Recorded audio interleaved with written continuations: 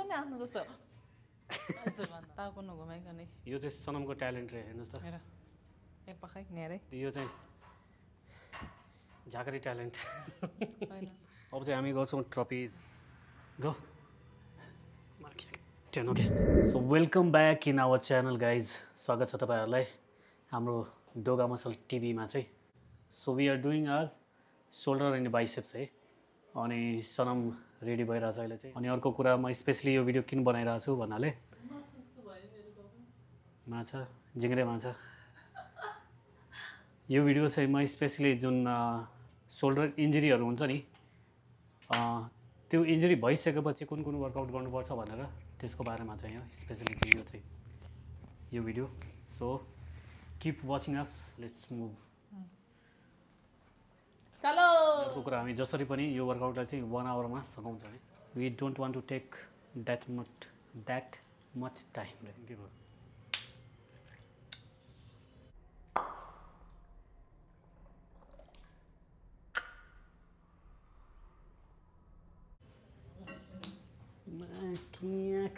लास्टै फर्केर so guys कुनै पनि वर्कआउट स्टार्ट गर्नुभन्दा अगाडि त्यसको लागि we must do dynamic stretching है सो हाम्रो सोल्डर हो त्यो सोल्डरको लागि यो चाहिँ फर्स्टमा we will do some rotations so भित्तामा यसरी उभिएर आर्मपिटबाट 90 डिग्री बनाउने अनि तल नक गर्ने तल माथि 10 टाइम्स एटलिस्ट 12 भइसक्यो मेरो so one of the best workout है तपाईँको टोर्सोको लागि चाहिँ सममले यहाँ गरिरहेको छ एकछिनमा क्यामेरा घुमाइदिन्छु है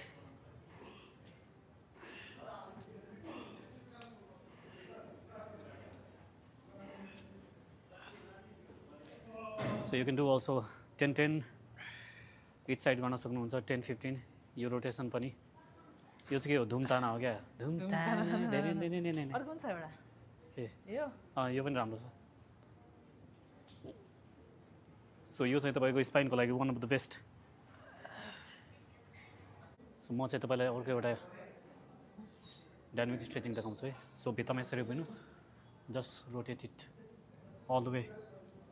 अनि फेरि रोटेट ब्याक यतिको यो चाहिँ 10 टाइम गर्न सकिन्छ है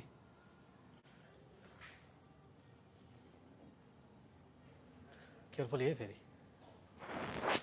हातमा पुछा दिएर यस्तो रोटेसन गराउने अनि हुन्छ होला अनि नर्मल जुन हुन्छ नि रोटेसनहरू पनि गर्नुपर्छ है धेरै मान्छेहरूलाई चाहिँ अब यो चाहिँ हामी एज अ बिगिनर जुन डाइनामिक स्ट्रेचिङ्सहरू हुन्छ नि त्यो चाहिँ गर्न लाग्यो खास गरी सो रोटेसन यिनीहरू भयो पोस्टेरियर रोटेसन भयो then you can do interior rotation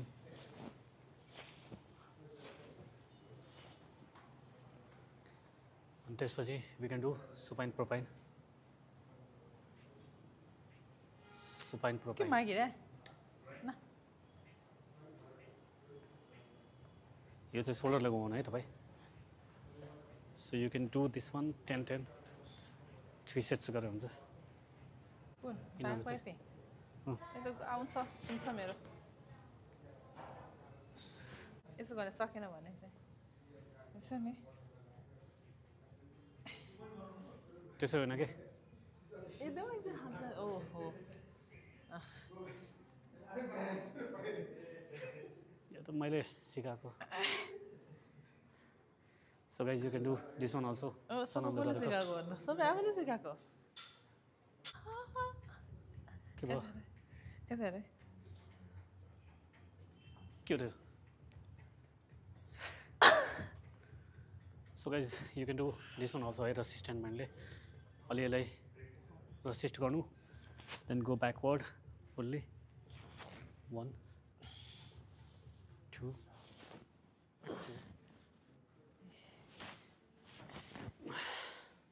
so guys dynamic stretching सकिसकेपछि वी विल डु क्लोजमा चाहिँ डम्बल प्रेस है सिटेड डम्बल प्रेस किनकि आज सबै वर्कआउट चाहिँ रिलेटेड हुन्छ हाम्रो सोल्डर इन्जुरीसँग रिलेटेड हुन्छ अनि क्लोज प्रेस किन गर्ने भनेर यसको बारेमा पनि म भन्छु है पाम एल्बो सोल्डरको अलाइन हुनुपर्छ है ब्याक सपोर्ट ल्याऊ अनि स्लोली है इसेन्ट्रिकलाई बढी ध्यान दिने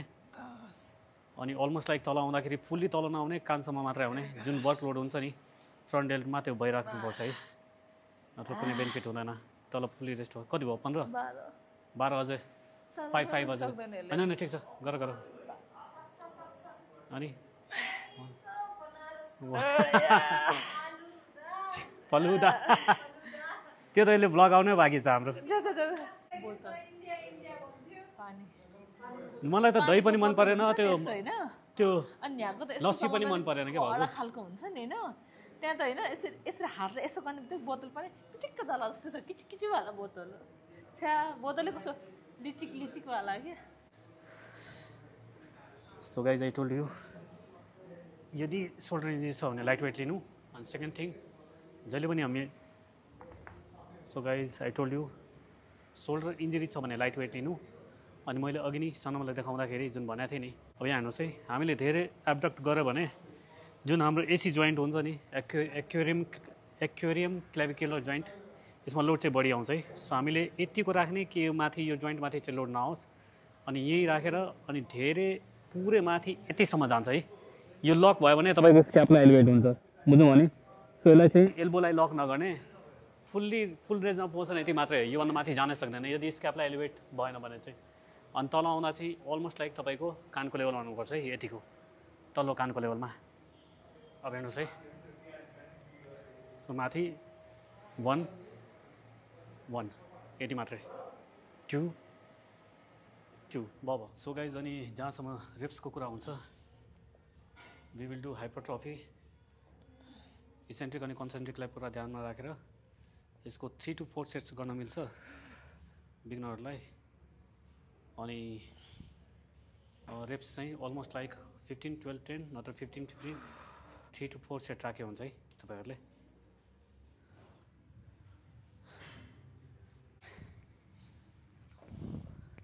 फर्स्ट लिफ्ट गर्दा ल झट्टै ल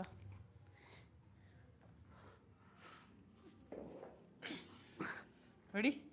भयो छोड छोड है 1 2 म आफै गर्छु है ल देन अप नसम्म म भनेपछि मात्र अप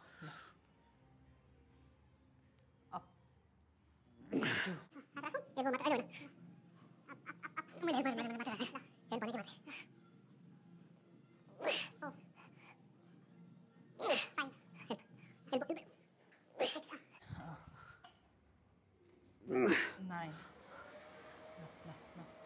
Okay, done.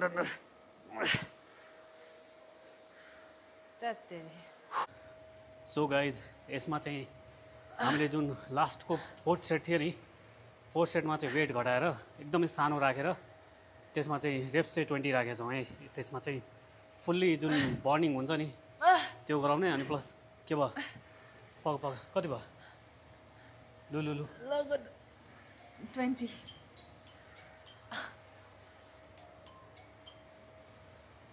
सो त्यसरी नै गर्ने है हामी चाहिँ तपाईँ पनि ट्राई गर्नुहोस् एकदमै हामी बर्न भइसक्यो भयङ्कर बर्न हुन्छ क्या ह्यामर जसोसम्म हुन्छ नि त्यसै राख्ने अनि सिधा स्ट्रेट माथि लिएर जाने यतिको 1 टिप गोइङ 2 एल्बोलाई अलिकति स्ट्रेट राख ल माथि जाँदा good so guys you can see अलिकति छ नि सोल्डरभन्दा अलि बाहिर प्लेयर हुन्छ है सेम लाइक ल्याटरल रेज हो अनि यसको जुन टार्गेट एरिया छ नि यो चाहिँ तपाईँको फ्रन्ट डेल्टको लागि हुन्छ यो एरियाको लागि अनि अर्को कुरा यदि तपाईँको सोल्डरमा पेन छ भने यसलाई चाहिँ हाफ रेन्ज अफ मोसनमा गर्न सकिन्छ हाफ रेन्ज अफ मोसन गरेर देखाउँछ सनम आधी यति मात्रै ल फुल नि गर सो यसरी पर्फर्म गर्न सकिन्छ यसलाई चाहिँ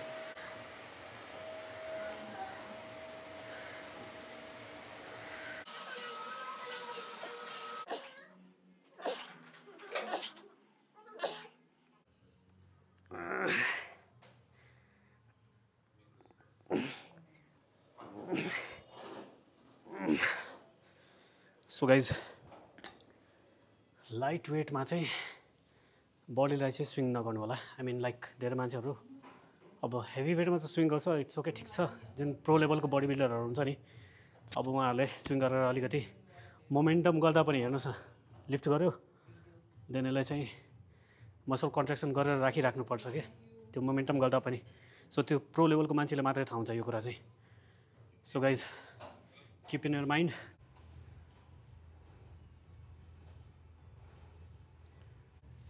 फाइभ 6 7 हातलाई टिनिक पाऱ्यो भने मात्रै यहाँ देख्छ कि 8 गुड 9 गो यो सानो गरिहाल 2.5 खोइ सानो वेटमा एकदम स्लो गर्नुपर्छ सनम इसेन्ट्रिक त झन् स्लो नाइस कति भयो 15 5 अझै 20 हान्दो जान्छ 1 2 3 4 हजुर एउटा लास्ट गुड नेक्स्ट वर्कआउट रहेछ हाम्रो bent over lateral raise so bent over lateral के यसो गर्नु पनि भएन सनमको हात जाम भइसक्यो अरे so lateral raise bent over lateral raise गर्ने तर यसमा अलिकति डिफ्रेन्स छ है सनम एकचोटि मलाई ह्यान्डल पानी खान्छ त्यही खा लाग्यो म सानो वेटदेखि स्टार्ट गर्छु अनि यसमा चाहिँ एउटा टेक्निक छ कि जो बिगिनर हुनुहुन्छ नि उहाँलाई धेरै हेल्प गर्छ होला एकजना मान्छेहरूले कसरी गर्छ भन्नाले बेन्ट भयो अनि यसरी लिएर गयो कि अब यसरी लिएर जाँदाखेरि हेर्नुहोस् यहाँ हुन्छ रियरडेलको मसल यहाँ कतिको एक्टिभेट भएको छैन नि सो फर्स्ट अफ अल अब यहाँ मेरो टेक्निक हेर्नुहोस् है मैले जानेको कुरा म यो पर्फेक्ट चाहिँ भन्दिनँ तर यसले के गर्ने भन्नाले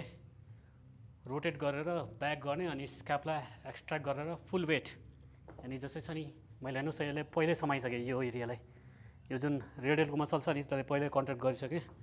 अब कन्ट्र्याक्ट गरिसकेपछि लिन फरवर्ड त्यही बेन्ट ओभरमा देन थ्रो इट ब्याक 1 2 3 4 अब हेर्नुहोस् त मैले छोड्दाखेरि छ नि तल यसरी छोडिरहेको छैन है यो छोड्यो भने यो लुज भयो यहाँ मैले छोड्दाखेरि यो जुन समाथि नि माथि यतिको आइरहेछ यतिको अनि एल्बोले मुभ नगर्ने एल्बोले यसरी होइन है धेरैजना मान्छेहरूले थ्रो गर्दाखेरि एल्बो स्ट्रेट यसरी गर्नुहुन्छ त्यसले चाहिँ तपाईँको ट्राइसेपको जुन मसल छ नि त्यो चाहिँ एक्टिभेट भइदिन्छ सो त्यो चाहिँ ध्यान राख्नु ल त्यो हेभी हुन्छ होला 2.5 किलो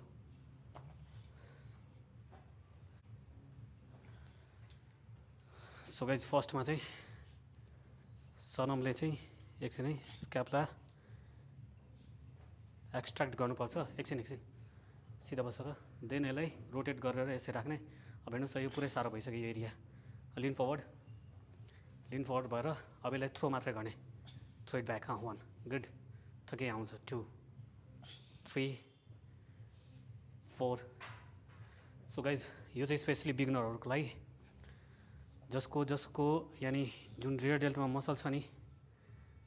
मसल राम्रोसँग कन्ट्र्याक्ट हुँदैन मसल कन्ट्र्याक्सन त्यति राम्रोसँग हुँदैन भनेर सो मैले भने जस्तो गर्नुहोस् अनि त्यसले एकदम हेल्प गर्छ है यो जुन वर्कआउट थियो नि हाम्रो बेन्ट ओभर ल्याटरल रेज अब bent over kick back for rear delt यसलाई नाम राख्न सकिन्छ अब जुन वर्कआउटहरू हुन्छ नि मात्रै त्यो फरेनको मान्छेहरूले भन्दाखेरि मात्रै त्यो गर्ने हो तर कस्तो भन्नाले अनि हरेक कुरा तिनीहरूको मात्रै पत्याउने होइन हामीले पनि जुन एक्सपेरिमेन्ट गरेर हुन्छ त्यसलाई पनि अलिकति हामीले पनि प्रोत्साहित गर्नुपर्छ कि त्यो कुरामा सो यो चाहिँ हामी 3 to 4 सेट गर्न सकिन्छ लाइट वेटमा मोडरेट वेटमा चाहिँ 15 त्यही 3 to 4 सेट चाहिँ यो चाहिँ सनमको ट्यालेन्ट रहे हेर्नुहोस् त यो चाहिँ झाकरी ट्यालेन्ट यसरी कि आफूलाई हेर्नु थियो म पनि मलाई हेरेर होइन आफूलाई मनपर्ने मान्छे हेर्नु यसो गरौँ क्या झोक्रा ए पुछडा कुत्तागिरी अन्त आगे इसके अब चाहिँ हामी गर्छौँ ट्रपिज म गर्दिनँ सो यो मसलको लागि यसलाई ट्रपिजियस भनिन्छ नर्मल भाषामा त्यो नगर्ने म 5 किलोले मात्र गर्छु गर्नुपर्छ के हो वेटै के हो सो गाइज डम्बेलमा ट्रपिज कसरी गर्ने भनेर ओके गाइज सो नर्मली के गर्नुपर्छ भन्नाले जुन डम्बेल छ नि त्यसलाई चाहिँ अलिकति फरवर्ड अगाडितिर राख्ने अनि स्ट्रेट हेर्ने स्पाइन स्ट्रेट हुनुपर्छ अनि सिधा माथि यतिको देन डाउन स्लोली सो पछाडिबाट गर्दा सुन्नु एकचोटि यसमा धेरैजना मान्छेहरूले के गर्नुहुन्छ यो माथि जाँदाखेरि टाउको अगाडि यसरी लिएर जानुहुन्छ अनि यो चाहिँ यसरी तल लिएर जानुहुन्छ अनि यो चाहिँ कन्सेन्ट्रिक अनि इसेन्ट्रिक अनि यसमा सबभन्दा ठुलो मिस्टेक के हो भन्नाले जब तपाईँले स्पाइन छ नि न्युट्रल पोस्चरमा स्पाइन छ हेर्नुहोस् यो सर्भाइकल भयो थोरासिस लम्बर अनि सक्राल एउटै स्ट्रेट भर्टिकल पोस्चरमा छ। अब तपाईँले यस्तो गर्दाखेरि यो गऱ्यो भने हेभी वेटमा तपाईँको जुन यो सर्भाइकल हुन्छ नि त्यसमा लोड बढी हुन्छ, अनि हेभी वेटमा तपाईँको सर्भाइकल ग्राइन्ड हुन्छ, अनि त्यसले गर्दा तपाईँको जुन सर्भाइकलको वरिपरि जुन नर्भ गएको हुन्छ नि त्यो चाहिँ इम्पिन्ज हुनसक्छ है। पछि चाहिँ त्यही रिलेटेड तपाईँको जुन हुन्छ नि हात दुख्ने, फेरि कुनै भनौँ न लाइक ट्राइसेप्सहरूको मसलहरू गले जस्तो हुन्छ नर्भहरू चेपेर, पल्नर नर्भहरू, रेडियल नर्भहरू हुन्छ, त्यो चेप्यो भने एकदमै लाइफ लङ परेसानी हुन्छ तपाईँले। सो पर्फेक्ट वे, स्ट्रेट उभिनुहोस्, सिधा 1 1 अगाडिबाट देखाइदिनुहोस् न 2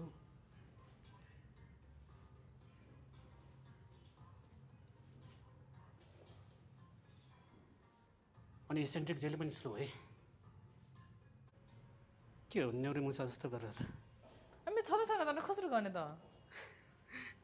कहाँ छ अलि पछाडि छ कहाँ छ ल छँदै छैन अनि ल यो चाहिँ अनि छ त्यो त त हो तर सानो छ नि त ओ एमजी लो गाडी यस्तो नगर न यार स्ट्रेट अच्छा से बोलो चलो अन्त मैले त्यो गरेको होइन अनि मेरो मसलै छैन कि त्यहाँ अनि कस्तो देख्छ छ त राम्रो देखिरहेछ न्याउरी मुसा जस्तो देखायो अरे मसल हुनु पर्यो नि आफ्नो जस्तो यस्तो भन्दा छ नि छैन त अनि ल लु लु ठिक छ घाँटी होइन त्यो यो गर्दाखेरि यताउता हेर्नु ल मेरो पनि मसल भयो भने म पनि कस्तो देख्छ मस्कुलर देख्दैन मर्द जस्तो देख्छ। अनि किन चाहियो चाहिँदैन म आफै मर्द इनफ छु। दाइ दाइ त्यो लाते हान्दा न लगाएर राख्दिनु न स्विङ गरेर पठाइ नबोल न यो गर्दाखेरि बिस्तारै बिस्तारै कहाँ गरिसक्यो। So guys we have done for today अनि आजको लागि यति मात्रै। सो कति सो भने कति सो thank you for watching us अनि सी यू बाई एन्ड यसरी नै इन्फर्मेटिभ भिडियो कुनै बडीको मसल पार्ट कुनै इन्क्रिज गराउनु छ भने मेरोमा कुनै बडीको मसल पार्ट भन्छ कि कुनै बडीको पार्ट अब मसल कुनै बडीको मसल भन कुनै बडीको मसलको वर्कआउट गर्दाखेरि कन्फ्युज हुनुभयो भने चाहिँ तपाईँले हामीलाई टेक्स्ट गर्न सक्नुहुन्छ सो द्याट हामी त्यसरी नै वर्कआउटहरू गराउँछौँ क्वेसन एन्सर पनि तपाईँलाई अलिकति कन्फ्युज एउटा चाहिँ सेसन मेसेज गर्न सक्नुहुन्छ कमेन्ट गर्न सक्नुहुन्छ अनि हामीलाई हाम्रो इन्स्टाग्राममा पनि फलो गर्नु होला उहाँको चाहिँ डोगा मसल छ अनि यसमा पनि फलो गर्नु अनि टिकटकमा पनि फलो गर्नु अनि फेसबुकमा पनि फलो गर्नु घरमा चाहिँ फलो नगर्नु त्यति मात्र भन्न चाहन्छु। So see you, bye bye. Keep watching and thanks for joining us.